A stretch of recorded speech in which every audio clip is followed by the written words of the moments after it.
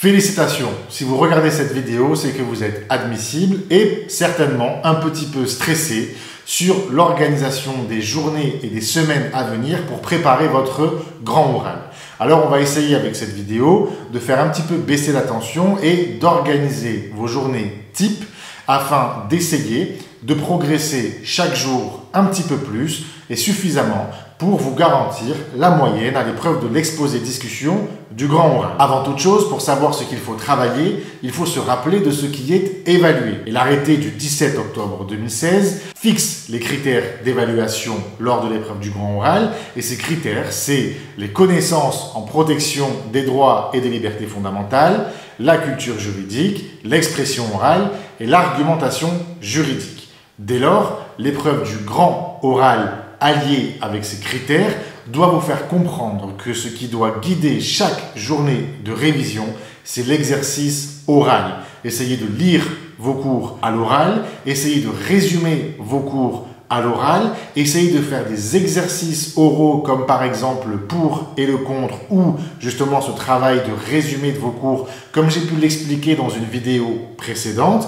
Et travailler au maximum à l'oral. Pourquoi? Parce que si vous vous contentez du silence de vos révisions, si vous passez vos journées à lire des fascicules, si vous passez vos journées à ficher, à apprendre par cœur, mais sans prendre la parole, vous serez dans une situation très inconfortable le jour J, parce que vous n'avez pas de connecteur logique spontané ou de capacité à construire une réponse qui sera argumentative et qui va inclure un maximum d'éléments de connaissance, de culture juridique et mettre en avant votre expression orale. Alors, pour éviter de me répéter, je ne vais pas vous redonner les exercices à faire et je vous laisse aller voir la vidéo dédiée à ça. En revanche, je vais vous proposer une journée type qui est celle que moi, j'adoptais à l'époque où je passais le CRFPA, qui a marché pour moi et qui, j'espère, fonctionnera pour vous. Si vous êtes comme moi, c'est le matin que vous êtes le plus créatif et l'après-midi où c'est un petit peu plus dur de démarrer avant d'avoir un second souffle.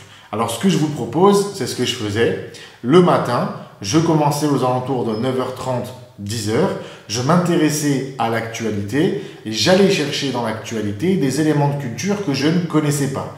Admettons que le président vienne de dissoudre l'Assemblée nationale, eh bien je vais chercher les fondements constitutionnels de cette dissolution, je vais chercher les conséquences juridiques de cette dissolution et je vais me faire une petite fiche dans un cahier qui sera mon cahier de culture juridique et d'actualité juridique. Partant, chaque matin, j'ai la possibilité d'enrichir ma culture et mes connaissances d'une, deux, trois ou quatre notions juridiques qui me serviront assurément le jour du grand oral ou qui au moins pourraient me servir parce qu'évidemment que les questions lors de votre entretien seront en partie guidées par l'actualité puisque c'est ce qui va certainement traverser l'esprit du jury qui vous écoutera. En plus d'enrichir votre culture et de faire donc ce petit cahier de culture juridique, je vous propose d'essayer de vous renseigner en faisant quelques recherches sur Google ou sur les sites des différentes juridictions pour voir si l'actualité ou la décision que vous êtes en train de lire n'est pas une actualité qui a déjà pu avoir un passif lors de la même année.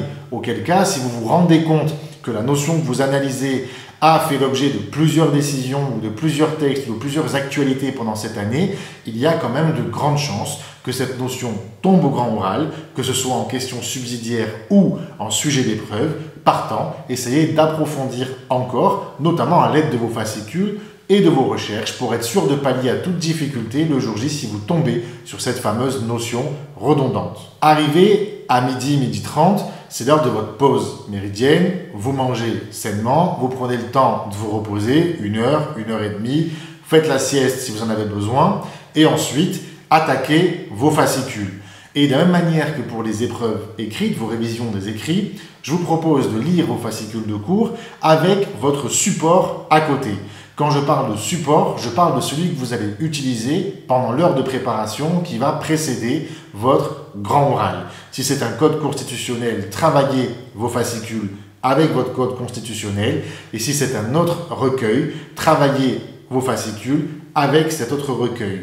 L'idée, c'est toujours la même, c'est de partir du principe que rien ne sert de développer une mémoire visuelle dans vos fascicules de cours, dans vos manuels de cours, alors que cette mémoire ne pourra être sollicitée qu'à l'aide de vos supports que sont le code constitutionnel ou votre recueil de texte. Et donc, développer cette mémoire visuelle dans ces supports auxquels vous aurez le droit le jour J. En bref, s'il faut répondre à la question « quel support choisir ?», je vous laisse trancher cette question par l'expérience. Allez à la bibliothèque universitaire, empruntez un recueil de textes, empruntez un code constitutionnel et vous verrez avec lequel est-ce que vous préférez travailler.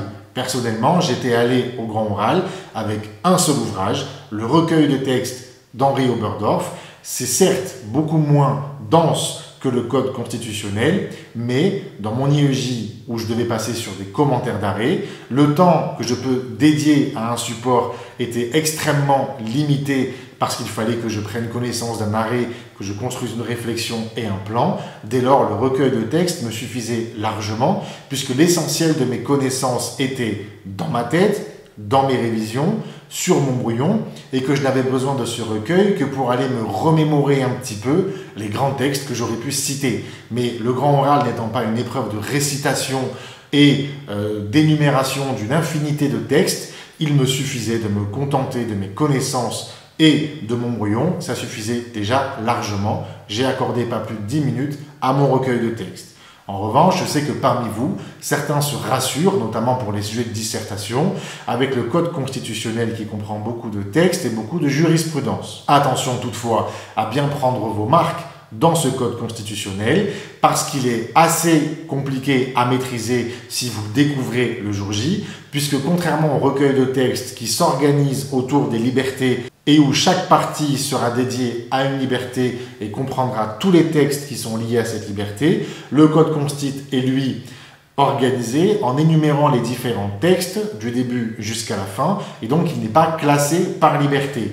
À charge pour vous d'aller chercher les jurisprudences et les décisions de la juridiction qui vous intéressent sous le texte référence de cette juridiction, ce qui peut rallonger un petit peu vos efforts. Et donc, pour éviter que ces efforts soient trop rallongés, je vous recommande d'anticiper en préparant ce code et en ayant déjà en tête le numéro des articles que vous allez chercher en fonction des libertés fondamentales qui sont mises en jeu. Après avoir travaillé pendant 3 heures l'après-midi sur vos fascicules de cours, vous pouvez tout à fait décider de couper un petit peu en révisant l'anglais par exemple. Vous allez lire un petit peu la presse britannique pour essayer de revoir un petit peu le vocabulaire juridique, mais je m'encombrais pas trop, j'avoue, avec les révisions d'anglais. C'était coefficient 1, je sais que c'est pas bien à dire, mais avoir 2 en anglais pouvait être rattrapé avec un 12 au grand oral.